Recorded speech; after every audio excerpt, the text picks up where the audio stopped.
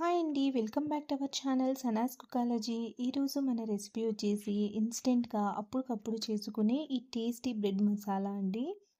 Morning time బ్రేక్ఫాస్ట్లోకైనా లేదా evening స్నాక్స్లోకైనా మీరు ఏదైనా టేస్టీగా స్పైసీగా తినాలి అనుకున్నా లేదా ఇంట్లో బ్రెడ్ మిగిలిపోయినప్పుడు ఈ విధంగా ఈ టేస్టీ బ్రెడ్ మసాలాని ఒకసారి ట్రై చేసి చూడండి. ఇది చాలా చాలా టేస్టీగా ఉంటుంది. పదండి ఇప్పుడు దీన్ని ఎలా ప్రిపేర్ చేయాలో ఈ వీడియోలో చూసేద్దాము. ముందుగా నేనైతే ఇక్కడ ఒక 7-8 వరకు అయితే బ్రెడ్ స్లైసెస్ని తీసుకున్నాను. మీరు ఎక్కువ క్వాంటిటీలో చేసుకోవాలనుకుంటే మీరు ఎక్కువ బ్రెడ్ స్లైసెస్ని తీసుకొని చేసుకోవచ్చండి. ఇప్పుడు మనం బ్రెడ్ స్లైసెస్ని ఈ విధంగా 4 పీసెస్ లాగా అయితే కట్ చేసుకోవాలి.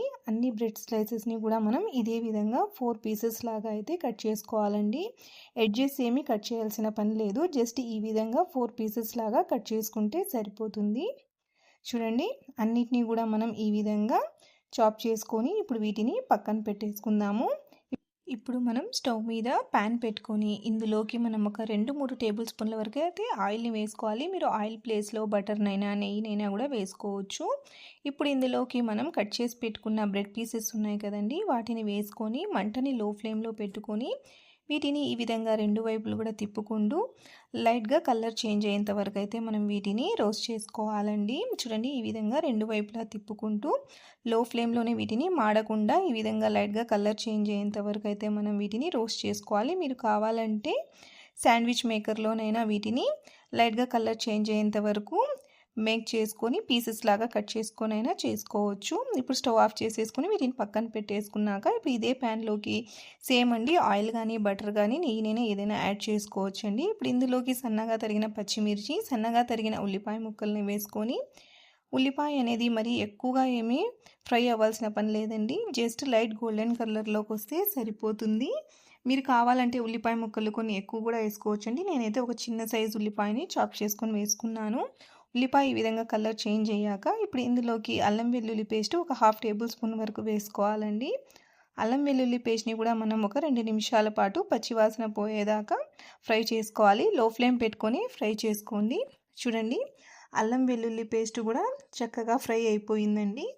ఇప్పుడైతే మనం ఇందులోకి సన్నగా తరిగిన ఒక టమోటాను అయితే వేసుకుందాము. నేనైతే ఒక పెద్ద సైజ్ టమోటానే సన్నగా చాప్ చేసి వేసుకున్నాను. మీరు కావాలంటే దీన్ని గ్రైండ్ చేసుకొని కూడా వేసుకోవచ్చండి. ఇప్పుడు దీన్ని ఒకసారి బాగా కలిపేసుకున్నాక ఇప్పుడు మనం మూత పెట్టేసి దీన్ని ఒక 2-3 నిమిషాల పాటు అయితే మనము మగ్గించుకోవాలన్నమాట. చూడండి, 3 నిమిషాల తర్వాత మన టమోటా ముక్కలు అనేటివి సాఫ్ట్ అయిపోయాయండి.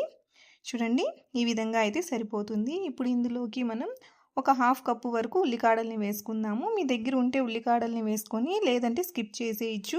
మీరు దేంట్లోకి ఇంకా క్యారెట్ తురుము, క్యాబేజ్ తురుము కూడా వేసుకోవచ్చండి. నేనైతే జస్ట్ ఉల్లికాడల్ని వేసుకున్నాను. ఒక 2 నిమిషాల పాటు ఉల్లికాడల్ని వేసుకొని వేయించాక ఇప్పుడు ఇందులోకి రుచికి సరిపడా ఉప్పు, 1 టేబుల్ స్పూన్ వరకు కారపొడి, అలాగే చిటికెడు పసుపు, ఒక 1/2 టేబుల్ స్పూన్ ధనియాల పొడి, ఒక 1/4 టేబుల్ స్పూన్ గరం మసాలా వేసుకొని లో ఫ్లేమ్లోనే ఈ స్పైసెస్ని 1 నిమిషం పాటు మనం వేయించాలండి.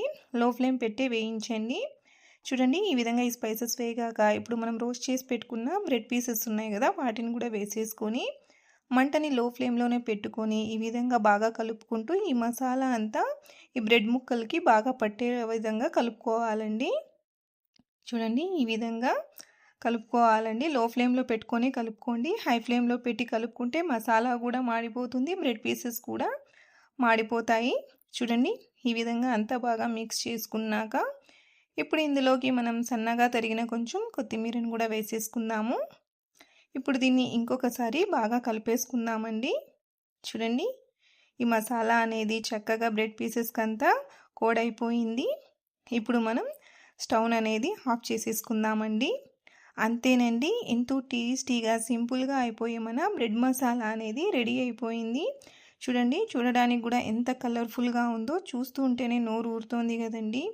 తినడానికి కూడా ఇది చాలా చాలా బాగుంటుందండి. మీరు మార్నింగ్ టైం బ్రేక్ఫాస్ట్లోకైనా ఈవినింగ్ స్నాక్స్గానైనా కూడా వీటిని చేసుకొని తినచ్చండి. ఒకసారి ఈ విధంగా చేసుకొని తింటే మళ్ళీ మళ్ళీ ఇదే ప్రాసెస్లో చేసుకొని తింటారు, అంత బాగుంటుంది. మీరు కూడా తప్పకుండా ఈ బ్రెడ్ మసాలాను ఒకసారి ట్రై చేసి చూడండి. మీకు ఈ రెసిపీ ఎలా అనిపించిందో నాకు తప్పకుండా కామెంట్లో తెలియచేయండి. వీడియో నచ్చినట్లయితే లైక్ చేయండి, షేర్ చేయండి, అలాగే నా ఛానల్ని సబ్స్క్రైబ్ చేసుకోండి. Thanks for watching.